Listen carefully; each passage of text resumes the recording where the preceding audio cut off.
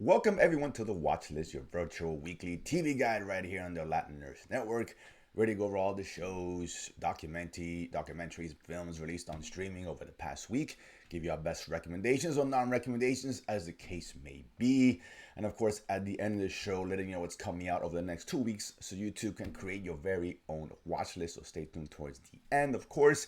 Now, normally this is where I introduce my co-host, Senor Jaime, aka Chewy, but I'm flying solo this week. Chewy is, I guess, gallivanting the streets of San Diego, Comic-Con, of course, taking on all the nerdy sites, all the goodness. You know, MCU had big announcements yesterday, etc., etc. We did do a special MCU breakdown on Nerdsplaining, which is right here in Latin Nerds Network. You can catch that right here in the channels, the link below. And of course, if you're new to the show, subscribe, help us out. We appreciate if you like what you see, you know what to watch on TV. This is what we're here for. So you always know what's going on because there's always something to watch. That being said, I'm going to run these kind of, pretty quickly this week. I'm a little under the weather, so if I cough, my apologies. It is what it is. So let's get started. We had a few releases this week. I'm not going to do all the shows, things like The Great Escape Season 2 with Morgan Freeman. That's a documentary on History Channel. You can catch that. There's Resurrect Your Rides, reality show, kind of like a Pit My Ride kind of deal. We've seen these all the time. They're solid, but it's not really worth me getting into. If you like that kind of thing, there you go. That's on Netflix. But let's start here with Snowpiercer, beginning its final season now, coming from TNT over to AMC Plus to finish off the season. It was canceled, but TNT revived it to finish off the show strong here, hopefully strong. And it's a show I've been a fan of. I love the film with Chris Evans. Great movie. I forgot the director's name, but same guy who did Parasite, won the Oscar 4 or 5 years ago. Great film, science fiction, basically, about the world. In the future of the world's now, it's a second coming of the Ice Age, and humanity's destroyed except for a few about 800-900 people left on this giant train which circles around the Earth, and they have to coexist in that train that's set up a certain way with classes and work details and et cetera, to survive and make sure that train can keep on going and people can survive until the time comes when things heat up on the outside, because it is like way below zero. You stick your arm out, you get frozen. It's that bad. So this one here, they kind of made a show about it. It's been really good. I really enjoyed it. They dropped one episode only, and I like how this started. It's a really cool show. I know it's 4 seasons, and it's hard to go back and kind of catch up. If you're looking for some good sci-fi, if you've seen the original Snowpiercer film, you should. If you haven't, it's really good. And if you like the film definitely check this series out. It's definitely, I like the take they did on it. So it's a very good start for the show, and it's heading to its final season. Next up, we got Time Bandits. This is an Apple Plus show. I'm a big fan of Apple Plus. This one here is Taika Waititi directing the first couple episodes. I believe it's his show. I'm not sure if he's directing Arlen, but he did do the first couple that were dropped on Apple Plus, and a weekly release thereafter. This one here, it's kind of a remake. I know it's based off existing property. I think there was a film way back in the 80s about this topic, and here we have a young boy, very nerdy, he's a historical savant, if you will, and he discovers that there's, I guess, a time barrier to some degree, a warp, that he can go and enter other timelines, time periods, and he gets helped by a group of bandits who have this map which help him control and navigate these other worlds and all that. They kind of team up together. They're trying to get him back home, and at the same time they're bandits, so they gotta do what they gotta do.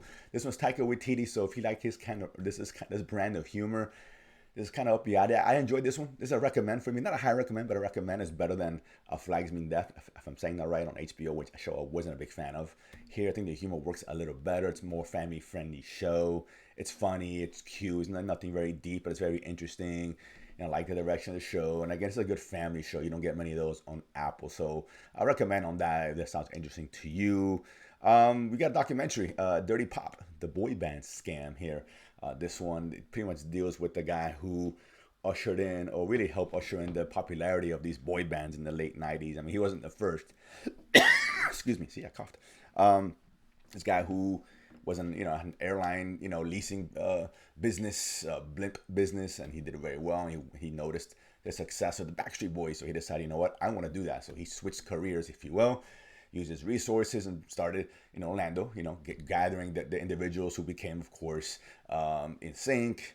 I forgot the other band name, but otherwise, there's a number of other boy band names, of course, that he did. The Backstreet Boys, I'm sorry, there we go. Those are his Backstreet Boys. Then it led to NSYNC and led to various others, but all wasn't what it seemed, because he had a, how do I say, financial discrepancies, if you will, that helped him along, and a lot of people who went down as a result of his rise to fame, including members of these bands, who you see someone that did talk to some of these people there, and the people who used to work for this guy, and all that, and what eventually happened to him. He's chased down by the FBI and all. It's a fascinating story, and if you're a boy band fan, it's a good walk down nostalgia lane, if you will. But it's enjoyable. It's very informative. I didn't know about this guy really, or the story behind it. I'm not a boy band fan. I could care less. But that being said, it's a good story. It's a good story. I had this guy kind of manipulated and, weaved in and out of the circles, his inner circles, to keep things from everybody while trying to, get money from people he shouldn't have. And ultimately led to his demise. So it's a really, really good documentary. I actually recommend this. I believe 3 episodes, about an hour long. So this was actually a good one. The last one is Decameron. Decameron, I guess, if I'm saying that right. I don't know. This is based off an existing property, a book, I guess, has like 100 short stories or something. But basic premise here is takes place in the 1300s, mid 1300s. Amidst the height of the Black Plague, people dying everywhere, of course, and these nobles have a chance to escape and be safe for a while while all this is going down on the outside. This, I believe, takes place in Italy. It's an American show, the English show, and they get invited to this villa by a noble, and he invites all these other nobles. They bring their servants, and from there they kind of hide out in this villa, mansion, whatever the case is, so things simmer down in the outside world, but at the same time they're all kind of positioning their place to potentially take over this villa, particularly since the owner is deceased of the Black Plague. So this is billed a billed as a zany comedy. No, it's not. Listen, with comedies is interesting because it could be the story doesn't matter, even the acting, nothing matters. Like horror, they're the two genres where nothing really matters but the emotion they're trying to elicit, right? With horror, it's the scares, right? The tension. The comedy is the humor. Simple as that. If it's not funny, it's not a good comedy. Right? I know it's very subjective, but for me, I just wasn't laughing. It wasn't zany enough. I think it tried at times, but it wasn't zany enough. So okay, let's rely on this story, which goes nowhere. I don't know what's going on 4 or 5 episodes in. It's like, well, what's the point of all this? The characters, none of them are likable. So it's like, okay, so now you're not funny, and you're not giving us anything else to kind of attaches to, whether it be a good story or good characters. It doesn't have any of that, and it has no comedy, at least not for me anyway. So this is a disappointing, not a recommendation on my end. Listen, if you want to give it a shot, give it the first episode and see what you think, but it's overlong. Each one's an hour, and you're talking about these kind of comedies, zany comedies. It should be 35 minutes at best. An hour, it just kind of wears out its welcome, particularly when nothing's really going on with people you don't really give a shit about. So this is not a big film. It's definitely a non-recommendation for sure. So those are the shows for this week. So again, not a lot of choices, and I get it. But there are a couple here with Snowpiercer, like Time Bandits, for example, and the Dirty Pop, I thought was pretty good. That being said, look towards next week, next 2 weeks actually, because there's a lot of stuff coming out, starting in the aforementioned Apple Plus. That's Women in Blue. It's a Spanish show, but takes place in the 60s or 70s, if I'm not mistaken, a period piece. These women who get the opportunity to be the first to enter into, the police force, detectives or whatever the case is, and they get mixed in and trying to solve crimes or whatever the case is. So it sounds interesting, and that one based on a true story. The same day we get Unsolved Mysteries, a new season, of course, of that. This is a, kind of true crime show with no real resolution. That's always been my issue with the show, but if you like the Unsolved Mysteries, it's not bad. It's definitely a new one coming out, of course, next week. From the first, this is one I'm excited about, is Gotham, Cape Crusader. Batman, Cape Crusader, sorry. This one's an animated show on Prime. Of course, about the Cape Crusader himself, one of the most popular superheroes ever. So I love Batman, and this one harks back to the original, series in the 90s. That kind of same style, and even animation. So that one looks really cool. Looking forward to that.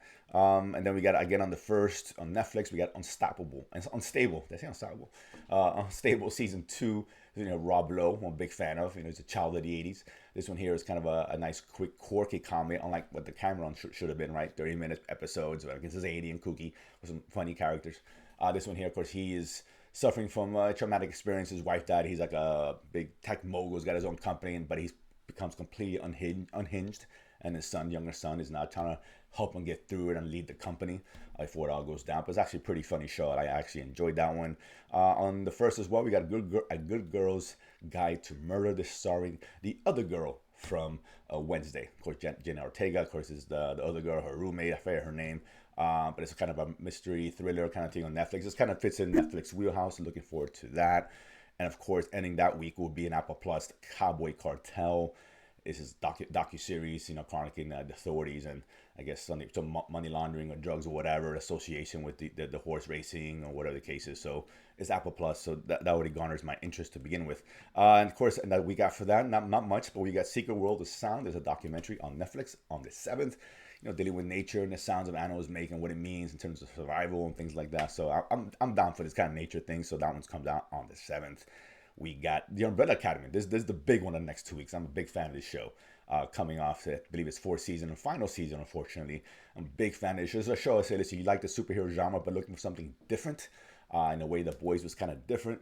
This is not The Boys, but it's a different kind of show. Again, very weird and quirky. But definitely has some really cool characters, great storylines. Klaus is one of my favorite characters, one of the main characters in the show. He's one of my ultimate characters in all of television as far as I'm concerned.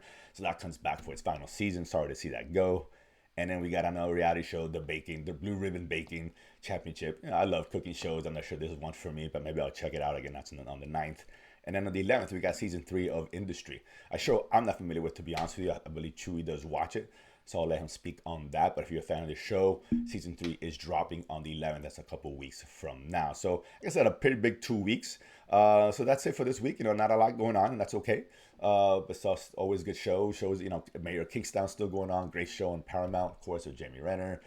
Presumed Innocent just ended with Jake Gyllenhaal. That was a really solid kind of a court procedural trial mystery, kind of show. I really enjoyed that one. It's not great, but it's very, very solid. We had, of course, Game of Thrones, doing what it does, and The Boy just ended, and that was great. So listen, there's always a lot of stuff out there floating around that's very, very good. So that being said, don't forget to subscribe below. You want to know what's on TV, you don't know what to watch.